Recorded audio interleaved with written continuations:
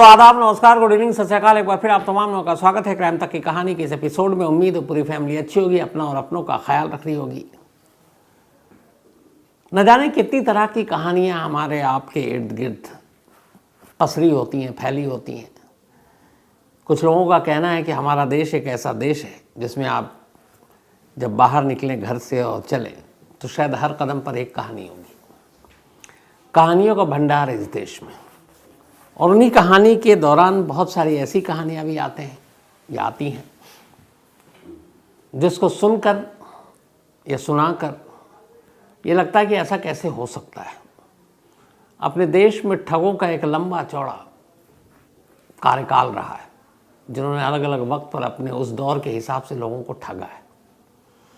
अब दौर बदल रहा है, ठगी के तरीके बदल रहे हैं, लेकिन आज की जो कहानी है इसके बारे में कभी सोचा भी नहीं जा सकता।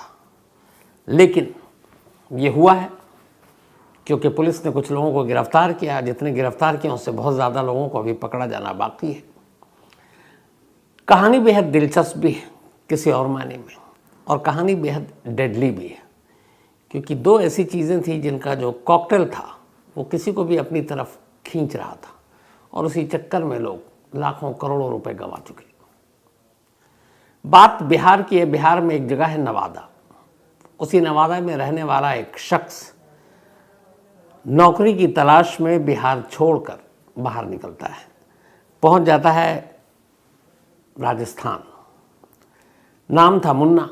राजस्थान के मेवाड़ में जाकर वो अपना कुछ काम करने लगता है। बीच बीच में कुछ महीनों बाद घर आता, घर वालों को बताता कि वो वहाँ अपना ठीक ठाक उसकी नौकरी है।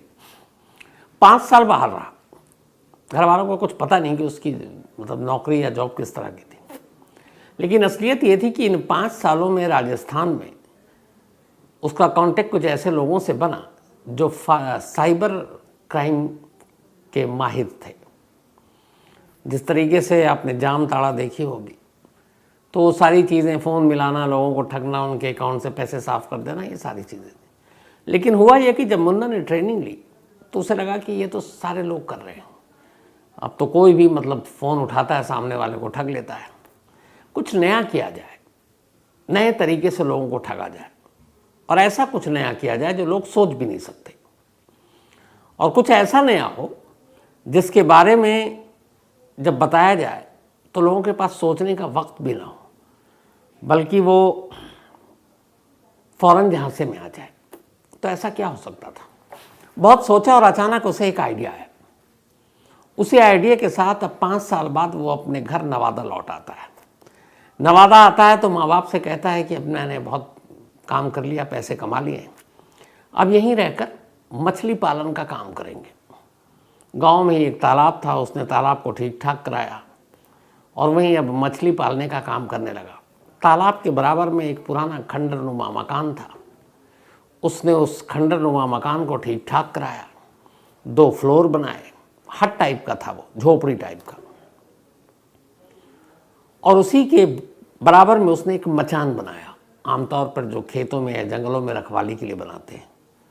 और वो मचान अच्छी खासी ऊंचाई पर, और वो मचान इस तरीके से बनाया कि एक वक्त में उस पर 10 से 12 लोग बैठ सकें। अब ये तालाब, ये घर, ये मचान गांव और गांव की आबादी से बिल्कुल दूर। अब उस मचान पर बैठकर 2 फायदे थे। एक, नेटवर्क मोबाइल का बड़ा आसानी से मिलता। 2, अगर कोई दूर से भी आ रहा हो तो उसके ऊपर नज़र रखी जा सकती थी, ताकि जो भी काम धंधा है वो सब बंद हो जाए और वो लोग अपने अपने मछली के काम पे लग जाए। मछली पालन का काम असल में एक आई वॉश था, एक धोखा था। कर रहे थे, लेकिन वो उनका मेन बिजनेस नहीं था। असली धंधा तो कुछ और सोच कर आया था मुन्ना गांव में। तो उसने सारी चीज़ें तैयार की। अब उसे लड़कों की ज़रूरत थी। अब उसने गांव के कुछ लड़के जो ठीक ठाक बोल लेते थे, नंबर वंबर जानते थे, उसने उनको ट्रेनिंग देना शुरू किया। और शुरुआत में पहले उनको ये कि कोई बता ना दे, भरोसे में लिया। फिशिंग एंड मछली पालन के बारे में ही जानकारी देता रहा, और उनको साथ में ट्रेनिंग देता रहा। मोबाइल पर सोशल मीडिया की ट्रेनिंग दी, मोबाइल की ट्रेनिंग दी, सोशल मीडिया पर कैसे फेसबुक और बाकी चीज़ें होती उसकी, गूगल की। इस तरीके से करते करते उसने 20-25 लड़कों के गांव के ही तैयार कर लिया। अब सारी तैयारी हो चुकी, मचान बन चुका, 2 फ्लोर का घर झोपड़ी नुमा वो भी हो चुका, गांव से दूर, किसी को शक नहीं, मछली पालन का काम चल रहा है। गांव भी ऐसा कि पुलिस कभी आती ही नहीं, तो बड़ा सेफ जगह। अब असली काम शुरू होता है, जिसके लिए मुन्ना राजस्थान से ट्रेनिंग लेकर बिहार आया था। अब वो करता क्या है कि सबसे पहले फेसबुक पर, अच्छा ये जो 2 मंजिला उसने बनाया था उसमें नीचे प्रिंटिंग मशीनें, तमाम फ़ोन के चार्जर, फ़ोन, अलग अलग सिम कार्ड, ये सब उसने जमा कर लिए थे। जब लड़के तैयार हो गए तब उसने उन्हें बताया असली काम। उन्हें भी पैसे चाहिए थे। उसने कहा कि जो भी पैसे आएंगे उसका 30% तुम लोगों को मिलेगा। 30% उनके लिए बहुत ज़्यादा थी, क्योंकि रकम इतने आने थे। अब जब सब हो गया तो उसने फिर फेसबुक पे ऐड डालना शुरू किया, गूगल और इसकी भी मदद ली। वो ऐड क्या था? बाकायदा फोटोग्राफ्स के साथ आर्मी की वर्दी में एक बंदा, और पूरा ऐड में जो ऊपर में सबसे बड़ा बड़ा मोटे मोटे अक्षरों में लिखा हुआ था, ऑल इंडिया प्रेग्नेंट जॉब, मतलब अखिल भारतीय गर्भ नौकरी, शायद यही होगा। तो ऑल इंडिया प्रेग्नेंट जॉब। अब इसने फेसबुक पर और इधर उधर डालना शुरू कर दिया, सोशल मीडिया पे, और बाकायदा उसके नीचे नंबर। अब जैसे ही लोग उस ऐड को देखते, क्लिक करते, तो फिर आता उसमें कि डिटेल क्या है। तो उसमें डिटेल ये है जो उसने इस ऐड के साथ छापा, वो ये कि हम एक भारतीय कंपनी है, रजिस्टर्ड है।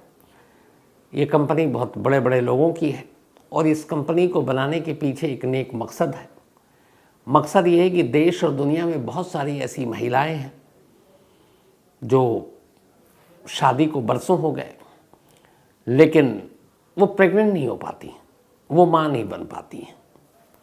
तो ऐसे लोगों की मदद के लिए हम लोगों ने ये एक ऑर्गेनाइजेशन बनाया है जिसका नाम है ऑल इंडिया प्रेग्नेंट जॉब। तो यहाँ पे हम उन लोगों को नौकरी देंगे जो इन ज़रूरतमंद महिलाओं को प्रेग्नेंट करेंगे, और ये मुफ्त में नौकरी नहीं होगी, बल्कि बाकायदा इसके लिए था कि अगर जिसने भी प्रेग्नेंट किया उसे 10 से 13 लाख रुपए के बीच में पैसे मिलेंगे। मान लीजिए वो प्रेग्नेंट नहीं कर पाया तो मिनिमम 5 लाख रुपए तो उसके डन हैं। लेकिन इसके साथ कुछ शर्तें थी। शर्तें ये कि पहले आपको खुद सरकारी दस्तावेज़ जो एफिडेविट होता है, वो भी फेक था, कि हम आपको सरकारी एक एफिडेविट देंगे 100 या 1000 रुपये का स्टैम्प पेपर, और उस पर आप लिख कर देंगे कि आपने इस जॉब को अपनी मर्ज़ी और पूरी सहमति के साथ हासिल किया है, और आप या आपके परिवार को कोई आपत्ति नहीं है कि आप किसी दूसरी विवाहिता महिला को प्रेग्नेंट करेंगे। बदले में इसको पैसा मिलेगा, और आप जब वो प्रेग्नेंट होगी तो उस बच्चे पर भी अपना अधिकार नहीं जमाएंगे। अब प्रेग्नेंट भी करना है और पैसे भी मिल रहे हैं 10 से 13 लाख रुपए, और ना भी हो पाया तो कम से कम 5 लाख तो मिनिमम है ही है। लेकिन ये शर्तें भी पूरी करनी है कि आपको एफिडेविट देनी है, आपको सहमति देनी है, आपके परिवार को आपत्ति ना हो, लिख कर देना है। और आखिर में लिखा हुआ है उस पेपर पर कि अगर ये सारी शर्तें मंजूर है तो सबसे पहले शुरुआत होगी कि आप 799 रुपये एक फीस के तौर पर अपनी रजिस्ट्री कराने के लिए जमा करेंगे। अब यहाँ 2 चीज़ है, एक किसी लेडी को प्रेग्नेंट करना है, 2 10 से 13 लाख रुपए मिलने हैं, और साथ में ये भी है कि कई ऐड में बहुत ही खूबसूरत महिलाओं की तस्वीरें हैं जिनको देखकर ये है कि हाँ ये मतलब इनको बेबी नहीं हुआ है। कुछ ऐसी भी तस्वीरें हैं जिसमें महिलाएं प्रेग्नेंट दिखाई गई हैं, पेट बाहर है, और ये भी है कि ये इस जॉब को फलाने ने किया था, ये उसकी वजह से हुआ, उसको 13 लाख रुपए मिले। तो जब ये ऐड आना शुरू हुआ तो बहुत सारे लोगों ने देखना शुरू किया। अब जब देखना शुरू किया तो फिर उन्हें लगा कि यार इससे बेहतर नौकरी क्या हो सकती है। खूबसूरत औरतों के पास जाना है, उनको प्रेग्नेंट करना है, फिर पैसे भी मिलने हैं, तो ये क्या है। उन्होंने कहा चलो 799 रुपये की तो बात है। अब उन्होंने 799 रुपये जमा कर दिए। अब जैसे ही 799 रुपये जमा किए उनके पास कॉल आया, क्योंकि नंबर तो सब दे दिया। अब नंबर आता है कि हम ऑल इंडिया प्रेग्नेंट जॉब से बोल रहे हैं, और वो पहले कुछ इंग्लिश में फिर हिंदी में बातें होती। बड़े सारे नाम थे उधर से। एक नाम था संदीप सर। तो कहते जी आपने ये सब कुछ कर लिया, तो आपको अब सारे ये फॉर्म जमा करने हैं, आपको एफिडेविट देना है। तो उन्होंने कहा ठीक है। तो उन्होंने कहा ये सब आप करके और सबमिट कर दीजिए ऑनलाइन ही, किसी भी कैफ़े से आप कर सकते हैं अगर आपके आसपास ना हो तो, या आप मोबाइल पे भेज दीजिए तस्वीरें, तो हम उसको कर देंगे। ये भी काम हो गया। अब जब ये सब काम हो गया तो फिर उन्हें ये कहा जाता था कि ठीक है अब आप तैयार हैं, तो ज़रूरत पड़ी तो आपका जो शहर है वहाँ पे अगर कोई अच्छा होटल हो 3 स्टार कम से कम लेवल का, तो वहाँ हम उन लेडी को बुलाएंगे जिनको प्रेग्नेंट होना है, जो किसी वजह से प्रेग्नेंट नहीं हो पाती हैं। होटल का खर्चा वर्चा भी सब कंपनी का है, बस आपको वहाँ पहुँचना है। और अगर यहाँ पे पॉसिबल नहीं है तो फिर आपको मुंबई जाना होगा, और मुंबई के आने जाने की प्लेन के टिकट, मुंबई के होटल का सारा खर्चा कंपनी उठाएगी, आपको जेब से कुछ नहीं देना है। सोने पे सुहागा, 799 रुपये में 3 स्टार होटल भी, फ्लाइट की टिकट भी, और सबसे बड़ी जो उनकी लालच कि खूबसूरत खूबसूरत महिलाएं भी। ये तो कोई काम ही नहीं है, अब सबके दिमाग में चल रहा है। तब यहाँ से आगे खेल शुरू हुआ। 799 फिर ये सारी शर्तें बता दी गई। अब फिर उनसे कहा जाता है कि अच्छा आपका हमें सीमन टेस्ट कराना है, तो उसके लिए कुछ पैसे होंगे। जब आप लेडी के पास जाएंगे तो उसकी फ़ीस इतनी है, 2000-2500 ये आपको देना है, और इसके बाद जो भी रिज़ल्ट आएगा तो फिर अगर आप परफेक्ट हैं तो आपको हम भेजेंगे। अब लालच इस कदर बढ़ चुका है कि 799 के पास 1500-2000 रुपये भी दे दिए। चलो जी, अब इंतज़ार कर रहे हैं कि आप जाएं, कब प्रेग्नेंट करके लौटें, कब 10-13 लाख रुपए मिले। इसी दौरान में फिर अगला चारा फेंका गया कि ठीक है आप हर तरह से पास हो गए, और बस अब आपको लास्ट काम करना है। आपके अकाउंट में हम पैसे डाल रहे हैं, वो पैसे देख लीजिए, क्योंकि मिनिमम हमने वादा किया है कि आप प्रेग्नेंट कर पाएँ ना कर पाएँ, 5 लाख रुपए तो डन है। अब सामने वाला खुश, तो बोला आप अपना देखिएगा, जो भी होगा हम मैसेज आपको भेज देंगे। अब कुछ दिन के बाद उस शख्स के पास एक मैसेज आता है, मैसेज फॉरवर्डेड। वही जो संदीप सर या कपिल सर जो भी उधर बैठे हुए हैं इस ऑल इंडिया प्रेग्नेंट जॉब के नुमाइंदा, वो मैसेज आया। अब मैसेज में ये कि 4,72,000 कुछ रुपए आपके अकाउंट में डाल दिए गए, लेकिन अकाउंट अभी ब्लॉक है। ये पैसे आ तो रहे हैं, शो भी हो रहा है, लेकिन आप तभी निकाल सकते हैं जब आप इस रकम का जीएसटी दे देंगे, क्योंकि हम सरकारी एजेंसी हैं तो इसकी जीएसटी के बारे में तो आपको पता होगा, मोदी सरकार ने बार बार बता रखा है, तो वो नफ्स जानते हैं। तो उन्होंने कहा बिना जीएसटी के हम कर नहीं सकते, ये गैर कानूनी है। तो एक काम कीजिए, ये जो करीब 22,000 या 23,000 जीएसटी बन रहा है, ये आप जीएसटी अकाउंट में डालिए। पैसे ट्रांसफ़र हो चुके हैं मिनिमम आपके 5 लाख, वो आप जैसे ही जीएसटी भरेंगे आपको फ़ौरन अकाउंट में 5 लाख रुपए आ जाएगा। अब सामने वाला मैसेज पढ़ रहा, देख रहा है यार 4 लाख करीब 60-70,000 ट्रांसफ़र हो गया है। बैंक का जो मैसेज आता है सारा क्रेडिटेड और ये वो लिखा हुआ। फिर जीएसटी तो सच है, मैं देना पड़ता है। लालच इतना ज़्यादा, ऊपर से फिर प्रेग्नेंट भी करना है, वो भी दिमाग में चल रहा है। उसने अब ना है तो उधार लेकर इधर उधर से जो भी किया उसने, वो 22-23 हज़ार भी भर दिया। अब भर दिया, अब इंतज़ार कर रहा है कि अकाउंट में क्रेडिट हो नहीं रहा है। अब वो फ़ोन कर रहा है, अब वो फ़ोन कर रहा है तो वो फ़ोन गायब। अब ये करता रहा परेशान, फ़ोन ही बंद, नॉट रीचेबल। अब कुछ समझ में नहीं आ रहा है। व्हाट्सएप पे देखा था जब उसने, तब देखा था कि जो व्हाट्सएप पे कॉल करते हैं तो व्हाट्सएप पे डीपी भी होता है। डीपी में उसने देखा कि वो जो सर हैं उसके, उन्होंने ये भी बताया था कि पहले मैं इंडियन आर्मी में था, इंडियन आर्मी की वर्दी में है वो, डीपी पे उसकी तस्वीर है, फिर कुछ तस्वीरें उसकी और हैं सोशल मीडिया या डीपी पर ही, अलग अलग जब वो बदलता है तो बड़ी खूबसूरत महिलाओं के साथ भी उसकी तस्वीरें हैं, कुछ प्रेग्नेंट लेडी के साथ तस्वीरें हैं, शक की कोई गुंजाइश ही नहीं है। नंबर भी है, डीपी भी है, फ़ोटो भी है, आर्मी से भी है, और क्या शक करें। लेकिन जैसे ही ये जीएसटी के पैसे गए, नंबर भी गए, सर भी गए, वो महिला भी गई, सब। अब इधर सिचुएशन ये है कि जिस बंदे ने इस 5 लाख या 13 लाख रुपए के चक्कर में अलग अलग किस्तों में 25-30 हज़ार रुपये तो दे चुका, या 40-50 हज़ार भी दिया, अब वो जाए कहाँ? उसे मालूम है अब तक कि वो लुट चुका है, पिट चुका है, धोखा हो चुका है, लेकिन किसके पास जाए? पुलिस के पास जाए तो लगता है कि पुलिस अलग कहेगी, यार हंसेगी, क्या डफर इंसान हो। गांव वालों, घर वालों को बता नहीं सकता, बीवी अलग से मारेगी कि अच्छा तुम मतलब दूसरी औरत को प्रेग्नेंट करने के लिए जा रहे थे। तो शर्म और बदनामी, इस डर से अब वो खामोश, न पुलिस के पास जा रहा न कहीं। ये एक शिकार की कहानी उसके सैकड़ों शिकार की कहानी सेम थी। ऑल इंडिया प्रेग्नेंट जॉब के नाम पर इस ठग ने, जो पहला तरीका था,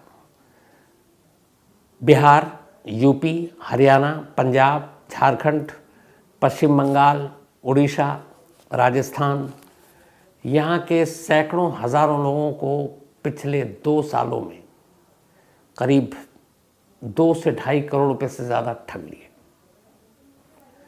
अब जो इतने लोग हैं, इनमें से एक भी कंप्लेनेंट किसी भी स्टेट में किसी भी पुलिस के पास पहुंचा ही नहीं, क्योंकि 2 चीज़ें थी, बदनामी भी और शर्म भी कि कहाँ लूटे हैं। अब ये चल रहा था सारा मामला। अब ये करते क्या थे कि ख़ास तौर पर ऐसे लोगों के नंबर लेते थे। आजकल बड़ा आसान है, आप बैंक के थ्रू या फिर होटल के थ्रू, ट्रैवल एजेंसी के थ्रू, सारे लोग, या आप मॉल में जाते हैं जो अपना नंबर देते हैं तो वो सारे डेटा बैंक में होते हैं। तो ये अलग अलग लोगों से डेटा से वो नंबर ख़रीदते थे। आजकल नंबरों में बाकायदा आपका वो भी होता है कि ये किस क्लास का है, मतलब कितने पैसे वाला नहीं है, क्या करता है। तो वो उन सारे नंबरों को सामने रख के ऐसे लोगों को अप्रोच करते थे जो एक तो बहुत ज़्यादा पढ़े लिखे ना हो और जो अमीर भी ना हो, मिडिल क्लास के भी ना हो। वो जो 15-20-25 हज़ार रुपये महीने बेचारे कमा रहे हैं, उनको ज़्यादा पता नहीं। और 2 बड़ी लालच में सबसे ईजी फंसेंगे। एक, 10 से 13 लाख रुपए मिल रहे हैं, मिनिमम 5 तो मिल ही रहा है। 2, तस्वीरें दिखा करके खूबसूरत लेडी को जाकर प्रेग्नेंट करना, और इसमें कोई इलीगल काम नहीं है, क्योंकि खुद चूँकि उनकी औलाद नहीं हो रही है तो उन्हें औलाद देना है, बस इतना ही सा तो काम है। तो ये चलता रहा। अब जब ये सारी चीज़ें चल रही हैं और बहुत सारे लोग लुट गए, तो इस फेसबुक पे और ये सारे चल रहे थे ऐड। आप इस कहानी में देखेंगे बाकायदा वो जो एफिडेविट है, जो इनका अपना वो प्रिंट सारा खुद ही उसी जगह पे बैठकर नवादा में प्रिंटिंग मशीन से वो छापते थे और सोशल मीडिया पे लगाते थे। तो सारी चीज़ें भी हैं। लेकिन इन्होंने एहतियात बरती कि जो पैसे लेते थे वो कभी भी बिहार के नवादा के इलाके में इनके जो भी आता था फीस के नाम पर, सिर्फ इंटरेस्ट के नाम पर या जीएसटी के नाम पर, वो पैसे राजस्थान में बैठा हुआ शख्स कलेक्ट करता था, ताकि कुछ पुलिस भी कंफ्यूज रहे कि ये राजस्थान में खेल चल रहा है या कहीं और चल रहा है, क्योंकि पैसे तो वहाँ जा रहे हैं, काम बिहार में बैठकर हो रहा है। तो बड़ा कंफ्यूजन था। तो ये चलता रहा। लेकिन एक बार किसी की नज़र इस ऐड पर पड़ गई कि यार ये कौन सा ग्रुप है, ऑल इंडिया प्रेग्नेंट जॉब, ये कैसे, और उसमें वो सारी चीज़ें। आजकल सोशल मीडिया का ज़माना है, हाथ के हाथ सर्कुलेट भी हो गया। तो फिर ये जब पता चला तो धीरे धीरे पुलिस ने अपना काम, साइबर सेल ने काम शुरू किया। इसी दौरान में इस नवादा के किसी शख्स ने बताया कि सर एक तालाब के किनारे मछली पालन के नाम पे, बड़ी अजीब सी बात है कि 20-25 एकदम यंग नए लड़के, और वो जाते हैं और मचान पे बैठे रहते हैं। अब ये समझ में नहीं आ रहा है कि आपका जब खेत में फसल हो तो आप फिर ऊपर बैठकर जो बाकी आपके खेत की फसल को नुकसान पहुंचाते हैं, आप उनकी रखवाली करते हैं। मछली वहाँ पानी में है और मछली के नाम पे मछली भी नहीं इतनी, और ये इतने सारे लड़के और वो मचान पे बैठे हुए हैं और सब फ़ोन पे लगे हुए हैं। अब देख ले रहा हूँ, तो अब मछली और फ़ोन अब मछली फ़ोन पे तो बात करेगी नहीं। तो ये बात पहुंची। इधर ये था कि कुछ लुटे पिटे लोग थे, का कानाफूसी होते हुए, जो पुलिस के छोटे स्टाफ होते हैं कांस्टेबल लेवल के, उन तक बात गई। फिर ये बात गई कि यार यहाँ पे इस गांव में लोग फ़ोन बड़ा ये लड़के इस्तेमाल कर रहे हैं। जामताड़ा जहन में था, क्योंकि पड़ोसी झारखंड में जामताड़ा पड़ता है बिहार के। तो इसी को देखते हुए फिर पुलिस को लगा कि कुछ गड़बड़ा है। इसके बाद पुलिस की टीम वहाँ पहुँची और उसने 8 लड़कों को गिरफ्तार किया। उनके पास से सारे मोबाइल, फिर ये सारी चीज़ें पता चली। फिर उसी के बराबर में जब वो उस 2 मंजिला उसमें पहुँचे तो उन्होंने देखा यहाँ तो प्रिंटर है, यहाँ तो चार्जर है, यहाँ तो मोबाइल है, यहाँ वो ऐड है, ऑल इंडिया प्रेग्नेंट जॉब। तो ये सारी चीज़ें जब्त की गई। अब उन 8 लड़कों से एक एक करके नाम पूछा गया। 18 की अब भी तलाश है जो भागे हुए। और ऐसा नहीं कि 8 को पकड़ने से और 18 के भागने से ये काम रुक गया। अब भी ये गैंग काम कर रहा है। अब तो ये आइडिया दूसरे गैंग ने भी हड़प लिया है कि यार ये तो बहुत बढ़िया चीज़ है, अपने अपने इलाके में करते हैं, all India pregnant job, pregnant करो लाखों कमाओ, कोई भी आएगा इसमें झांसे में। तो अब ये कहीं और भी पहुंच गया है। जो साइबर सेल के जितने एक्सपर्ट्स हैं उनका कहना है कि इस इंसिडेंट से पहले ऐसी धोखाधड़ी का तरीका कोई और नहीं था। ये बिल्कुल लेटेस्ट नया मोडस ऑपरेंडी है लोगों को ठगने का। और कमाल का उनका कहना है कि इसमें लोग झांसे में ज़्यादा इसलिए आ रहे हैं क्योंकि 2 डेडली कॉम्बिनेशन है। पहला, खूबसूरत खूबसूरत लड़कियों की तस्वीरें दिखा करके आइए, इनकी ज़रूरत है क्योंकि ये बे औलाद है, इनको औलाद नहीं हो रहा। तमाम डॉक्टरों को दिखा लिया, हकीम वैद्य को दिखा लिया, और वो परेशान है। वो चाहते हैं कि नहीं, माँ बनना है, चाहे किसी भी सूरत में बने। तो नेक काम भी है, पुण्य भी है।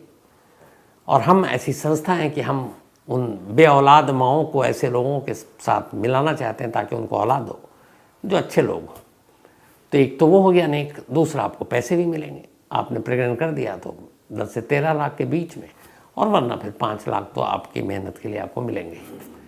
तो एक तरफ पैसे, एक तरफ खूबसूरत औरतें, डेडली कॉम्बिनेशन हो गया। लोग झांसे में, और लालच तो दिमाग में रहता है। उस चक्कर में 2.5 करोड़ के करीब ये गाँव के लड़के अब तक अलग अलग स्टेट में रहने वाले लोगों के लूट चुके हैं। और जो लूटे हैं बेचारे, उनकी आमदनी ही 20-25-30 हज़ार रुपये महीने होगी। अब वो उधार लेकर क्या क्या करके उन्होंने सब गंवा दिया। आलम यह है कि ना घर में बता सकते हैं, ना दोस्तों को बता सकते हैं, ना पुलिस को बता सकते हैं। तो पुलिस के सामने अब मुश्किल ये भी है कि कंप्लेंट ही नहीं आ रहा है। जो लड़के हैं उन्होंने तो डंडे के बल पे सब कुछ बता दिया है, लेकिन पुलिस भी पूरी जांच तभी करेगी ना जब कोई शिकायत करने वाला होगा। तो 1-2 बड़ी मुश्किल से आए हैं, वो भी पुलिस ने कहा कि भाई तुम्हारा नाम चेहरा कुछ नहीं बताएंगे, कम से कम कंप्लेंट तो दो तो हम कार्रवाई करें। तो अब सबसे चुनौती यहाँ पे ये है कि मुलजिमों को पकड़ना नहीं है, बल्कि उन कंप्लेनेंट को सामने लाना है कि भाई तुम कंप्लेंट दर्ज करो कि तुम लुटे हो इस चक्कर में, ऑल इंडिया प्रेग्नेंट इस ऑर्गेनाइजेशन के नाम पर जॉब के। तो अब देखिए कितने लोग सामने आने की हिम्मत करते हैं। लेकिन ये बिल्कुल नया तरीका है। तो कभी ऐसा कोई ऐड देखें आप लोग, कभी ऐसा कोई कॉल आए, फ़ौरन नज़दीकी पुलिस स्टेशन को ज़रूर फ़ोन कीजिएगा। लालच में बिल्कुल मत आइएगा। सिर्फ इसमें नहीं, किसी भी तरह के साइबर का जहाँ भी आपको ज़रा सा भी कुछ लगे। तो ये थी आज की कहानी, बेहद अजीब और गरीब कहानी। अब कहानी ख़त्म करूँ उससे पहले वही अपना सिलसिला। आज अवधेश्वर सहाय जी, इनका बर्थडे है, और इनके बारे में मैं आपको बताऊं, इनका 79वां बर्थडे है। ये करीब एक बहुत ही नामचीन, बहुत ही सीनियर वकील रहे हैं, और 11 या 13 बार बार काउंसिल के सेक्रेटरी रहे हैं। 79 ईयर के हो गए हैं, लेकिन अब भी इन्होंने वकालत नहीं छोड़ी। जो भी लोग आते हैं उनकी मदद करते हैं, और सबसे अच्छी बात यह है कि ये गरीबों का केस मुफ्त में लड़ते हैं। आज से नहीं, शुरू से। उन्हें जैसे ही पता चल जाता है कि ये क्लाइंट पैसे देने लायक नहीं है, तो अपने खर्चे पर उसकी पैरवी करते हैं। ऐसे लोग दुनिया में कम होते हैं। और अवधेश्वर जी की एक और भी है कि जो इनके बेटे हैं वो भी बहुत ही महारती। रोहित भाई हमारे ही ऑफिस में हैं और प्रोमो टीम में हैं। उनको 1-2 बार मैंने क्राइम तक में आपको दिखाया भी है। हमारे रैपर हैं, हमारे अपने इन हाउस, खूब रैप लिखते हैं। तो अवधेश्वर जी हैप्पी बर्थडे, आप हमेशा अच्छे रहें, ऊपर वाला आपको हमेशा अच्छा रखे, लंबी उम्र दे और दुनिया की तमाम खुशियां दे, यही मेरी दुआ है पूरी क्राइम तब टीम की तरफ से। हैप्पी बर्थडे आपको। इसके अलावा टेंजिन गावा, इनका भी आज जन्मदिन है, तो हैप्पी बर्थडे टेंजिन। और ये भेजा है टेंजिन टेंडोल ने। साथ ही मुजम्मिल काजी, इनका भी बर्थडे है, तो हैप्पी बर्थडे मुजम्मिल। और ये भेजा है अनवर काजी साहब ने। साथ ही आज सेजल और राजेश, इनकी बिटियां हैं, उनका बर्थडे है। नाम उन्होंने बिटिया का लिखा नहीं, लेकिन हैप्पी बर्थडे सेजल जी और राजेश जी आपकी बिटिया को। और इनकी संस्कृति बिटिया है और दूसरा एक दिवांश। तो सभी की तरफ से आपकी छोटी बिटिया को हैप्पी बर्थडे। दीपक, इनका भी आज जन्मदिन है, तो हैप्पी बर्थडे दीपक। और ये भेजा है दीपक कुलियाल ने, थैंक यू सो मच आपके मेल के लिए भी। सुरेश कामले, इनका भी बर्थडे है, तो हैप्पी बर्थडे सुरेश जी। और ये भेजा है रमेश चौहान ने। इसके अलावा आज मेरी छोटी बहन जूली का भी बर्थडे है, हैप्पी बर्थडे जूली। मेरी दो बहन हैं, एक शीरी है एक जूली। तो जूली की हमेशा शिकायत रहती है कि आप शीरी को ज़्यादा मानते हैं और मुझे कम। कई बार मजाक में कह देता हूँ कि तू मेरी सौतेली बहन इसलिए, लेकिन ऐसा नहीं है, दोनों से प्यार करते हैं हम लोग सभी भाई। बस हाँ, फ़र्क ये है, चलिए सभी को जो फैमिली है तो बता देता हूँ। अब शीरी क्या है कि वो खाना बहुत अच्छा बनाती है, तो जब खाना अच्छा बनाती है तो खाने से प्यार थोड़ा और बढ़ जाता है। जूली जो है वो थोड़ी सी कामचोर है, एक तो खाना बनाने में नखरा करेगी और उस लेवल का नहीं बनाती है जैसा शीरी बनाती है, तो कहीं ना कहीं उस चक्कर में थोड़ा सा ऊपर नीचे हो जाता है। लेकिन ऐसा नहीं है बहन, लव यू टू मच, हमेशा अच्छी रहो, खुश रहो जूली। इसके अलावा रीना और लुइस, इन दोनों की आज मैरिज एनिवर्सरी है, तो आप दोनों को भी बहुत बहुत बधाई मुबारक। भगवंती देवी नानी जी, बड़ा खूबसूरत मेल था, बड़ा मासूमाना मेल, इसलिए मैंने आज आपको बताता हूँ। ये असल में भेजा कीमती बिश्नोई जी ने। इन्होंने कहा कि मैं अपनी नानी से कहानी सुनता हूँ और आपकी कहानी सुनता हूँ, तो वैसे ही नानी जैसे सुनाती हैं। तो इनकी नानी जो हैं वो भगवंती देवी जी हैं। तो एक तो आपको प्रणाम और दुआ यही है कि आप हमेशा अच्छी रहें। आप कीमती बिश्नोई भाई की नानी है, तो हम सब की भी नानी हुई। तो नानी थैंक यू सो मच, ऊपर वाला आपको अच्छा रखे हमेशा। दीप्ति शाह जी, आपका मेल मिल रहा है, इन्होंने लिखा कि आप जवाब नहीं देते, बिल्कुल मेल मिल रहा है दीप्ति जी। इसके अलावा मीता भट्टाचार्य जी, थैंक यू सो मच, इन्होंने एक मेल लिखा, उस मेल की कहानी चलिए आपसे शेयर कर लेता हूँ। इन्होंने लिखा कि इनके हस्बैंड जो हैं उनमें और उनके पड़ोसी एक और जो पड़ोसन के हस्बैंड है, उन दोनों में कार पार्किंग को लेकर झगड़ा हो गया। अब दोनों उम्रदराज लोग हैं, तो जब झगड़ा हुआ तो फिर अचानक अब दोनों पति झगड़ रहे हैं और दोनों पत्नियां आपस में मुस्कुरा रही हैं, उसमें मीता जी भी है। तो अचानक पड़ोसन की हमारी जो आंटी थी, उन्होंने ज़ोर से बोला कि लगता है पुलिस को बुलाना पड़ेगा, तभी ये मसला सुलझेगा। जैसे ही ये सुना तो दोनों अचानक रुक गए और उसके बाद मीता जी के हस्बैंड ने कहा नहीं पुलिस को मत बुलाओ, क्योंकि पुलिस सांप लाठी का सांप कर देती है। वो एक कहानी सुनाई थी कि पुलिस वाले कैसे रस्सी का सांप बना देते, तो उन्होंने कहा रस्सी का सांप बना देगी। उसके बाद फिर सारे हंसने लगे, लड़ाई झगड़ा खत्म, कार पार्किंग का मसला भी शायद सुलझ गया होगा। थैंक यू सो मच इस चीज़ को शेयर करने के लिए मीता जी। तो कहानी में आज इतना ही। अब आपसे मुलाकात होगी कल रात 9 बजे किसी नई कहानी के साथ। तब तक अपना और अपनों का ख्याल रखिएगा। Thank you very much.